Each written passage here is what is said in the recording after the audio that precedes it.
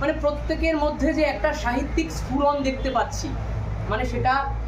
দেখার পর, সেটা অনুভব করার পর সাহিত্যের প্রতি, বিশেষ করে বাংলা সাহিত্যের প্রতি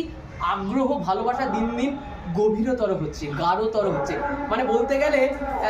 হয়তো শুনলে আমার যারা অফিসার বন্ধুরা আছে আমাকে বলে আমি একটু পাগল মানুষ আর কি।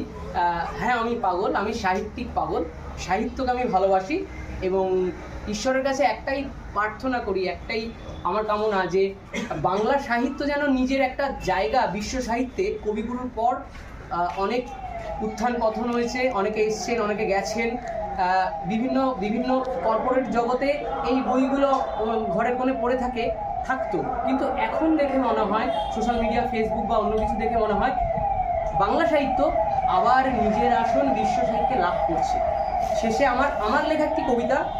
জয়ের অনুরোধে আমি একটু বলবো, নিজের লেখা মুখস্থ করতে পারি না।